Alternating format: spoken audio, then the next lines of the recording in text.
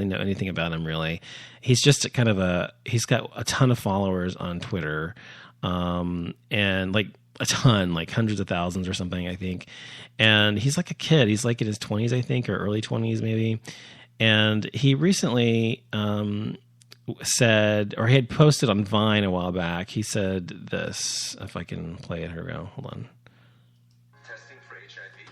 It's not a gay thing. Yes, it is. Bang! So he says that. He said that it plays this bit of a commercial, and he says, where the commercial says, testing for HIV, it's not a gay thing. He says, yes, it is. Fag! Like that. And I don't know, it's not all that offensive to me personally. I mean, I don't think it's that offensive. I just think it makes him look like an idiot, a moron, as I always do when someone says fag or tries to be, use some derogatory word to make people feel less than or something.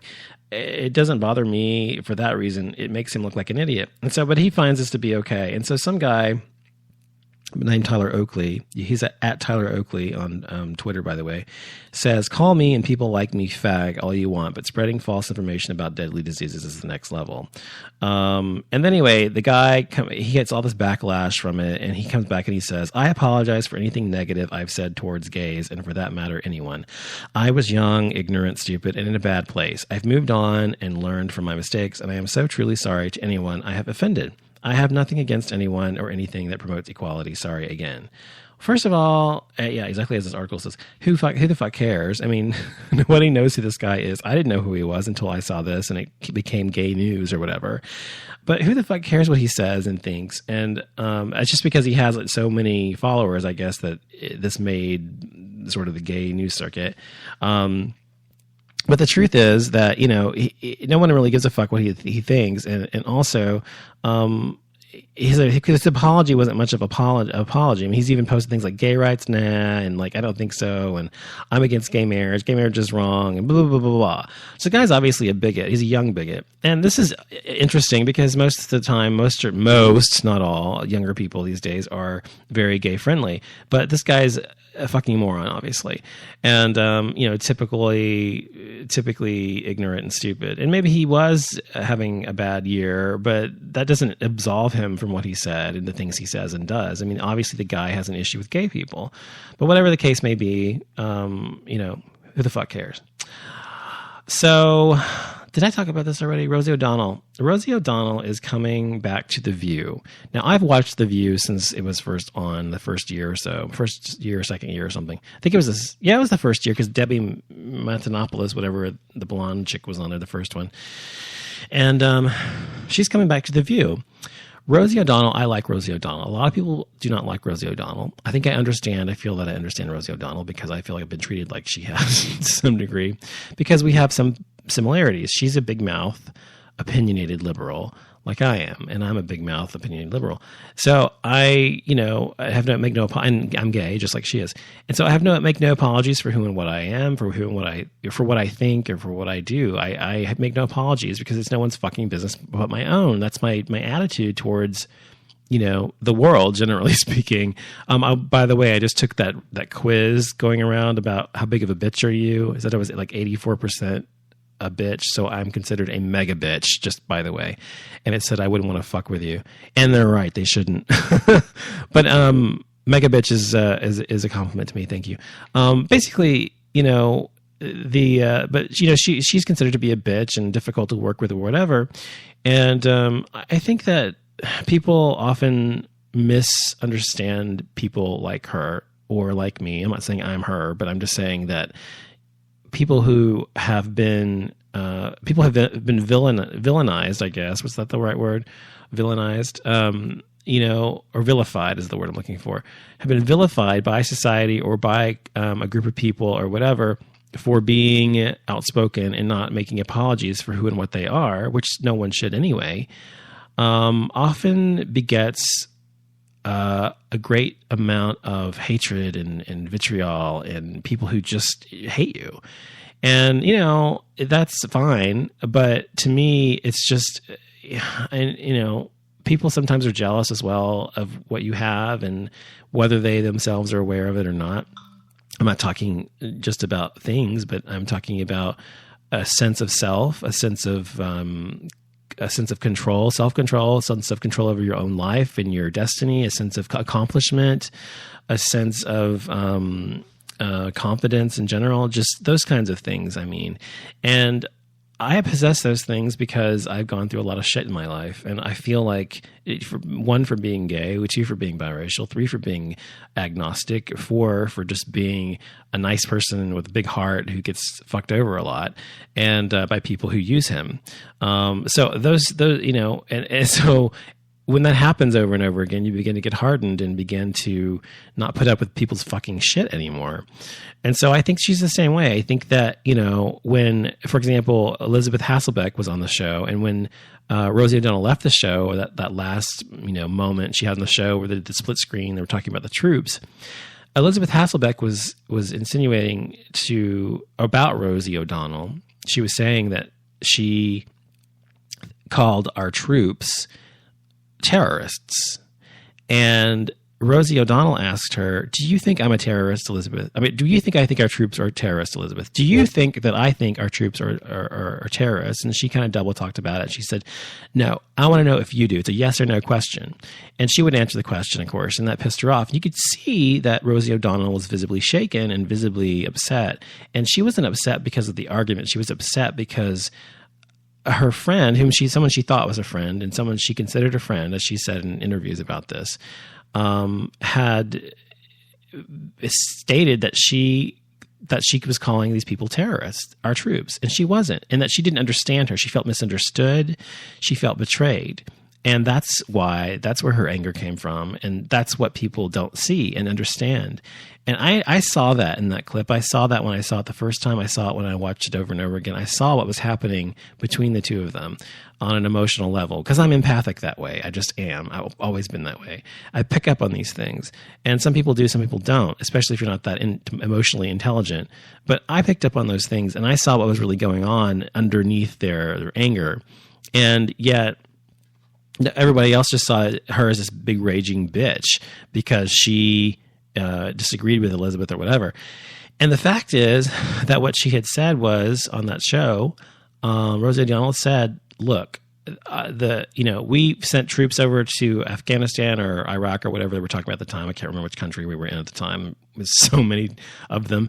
But she said, I think it was Iraq. She said, we went over there and invaded a country that did not attack us. Who's the real terrorist, Elizabeth? That's what she said. Something like that anyway. And that's what she was saying, was that we as America are being imperialistic, going over to Iraq and saying, oh, well, you're not doing something we like. We're going to a sovereign nation and are invading you just because we don't like what you did, and using it as using the excuse that it has to do with fighting terrorism, when actually the terrorists were not even in Iraq. They were in Afghanistan, and it had nothing to do with Iraq. Iraq had oil, and that's why we went there. And that's what she was pissed off about. And that is what was underneath the anger. So my point in saying all of that crap is that, people often misunderstand people because they make jerk judgments or jerk reactions to how they're behaving or what they're saying or what they're talking about, when in reality, there's usually a lot more underneath it. Whenever I talk to somebody, even people I cannot stand or hate or whatever, or someone who's an opponent or someone who is, yelling at me or being mean to me or whatever, I'm always thinking at that moment, I've trained myself to do this. It's not like I'm some perfect person, excuse me. I have worked on this my entire life because I am an empathic individual and emotionally empathetic and emotionally intelligent. And I've made myself understand and listen to when people are yelling and screaming and when they're, calling me names or saying I'm horrible or this and that or whatever. I really listen to what they're saying. And it's almost always, it's always about them. It's always about what they're feeling and some issue that they have. It's never really about me. And the same goes for me if I'm yelling and screaming at someone, which I don't really do that much, believe it or not. I really don't. If I'm yelling and screaming at someone, it's not about the other person. It's about what I'm feeling or what I'm going through, which may or may not have anything to do with them. And so I sit there and listen to what they're saying. I try to analyze them. And that's just an automatic thing for me. And I try to figure out where this is really coming from. And so when they're fucking done yelling and screaming at me or whatever, I will fight back, and if they're calling me names or something, I will fight back, and I will call them names as well.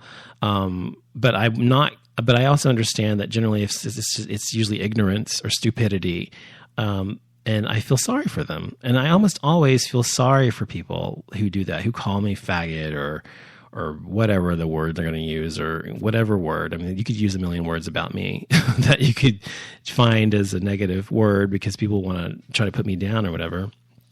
When people do that, I really just feel sorry for the person. That's the truth. I really feel sorry for them. I feel like there's something wrong with them mentally, because there is. There's mentally a screw loose. If you're a bigot in any measure, and if someone is calling you names or whatever, that person has a screw loose, because being bigoted makes no sense. It makes no sense. And I've talked about this on my show in depth before about why racism is literally stupid and has nothing to do with reality and is based on lies. And same for homophobia and for misogyny and on and on and on. I mean, all of the things that people are racist or homophobic or anti whatever, they all have a fucking screw loose. They do. There's a fucking screw loose. They're stupid. They're stupid. It's a combination of being stupid people who are unable to understand and decipher what's real and what's not, and ignorance and just how they were raised and and the people that they're around and what they're mired in. So I feel sorry for them because they are unenlightened individuals. They're people that do not know any better. And so I look at them as if I would look at a lost animal who's screaming and yelling and, hissing and biting and scratching at you or something. I feel sorry and pity for them. I don't feel like they're evil necessarily. Sometimes they are. But I think that they are generally just lost, uninformed, and ignorant people. And so what can you do about that? Well, the only way to solve ignorance is to educate people and to enlighten them. And so that's what I try to do. Even people who are screaming at me and yelling at me, I debate them and I tell them, I break down their barriers and break down their walls and break down their arguments at the best that I can, so that maybe, just maybe, by the time we're through yelling at one another, they'll have a germ of understanding and maybe a germ of thought about, well, maybe what I think is wrong, or maybe what I think is right, or whatever. They'll just have a way of thinking differently about it and seeing it from a different perspective. And that's the key to combating ignorance and bigotry, in my opinion, of any kind. And so when you're looking at somebody, just remember, whether it's Rosie O'Donnell, whether it's me, or whether it's whomever, and you think that they are acting a certain way because of a certain reason, don't jump to conclusions. Don't think that they're acting that way because it's of the obvious. It's usually something that's far deeper and that you can't see and that you won't know about or understand unless you get to know the person. So I guess the best advice is to know who the fuck you're talking to. Don't just take other people's words for it. And that reminds me of something too, real quick, before I move on. You've got to always remember that people's reputations are based on, these days with the internet, the reputation is based on whatever is put out there, period. It's not necessarily based on the fact. Sometimes it's true, sometimes it's not. And it's, of course, true with me. You all know what I've had to go through before with this and stuff, which I'm still working on doing something about. But anyway, these things are not... You have to remember that just because something looks like something, walks like a duck, talks like a duck, doesn't mean it's a duck.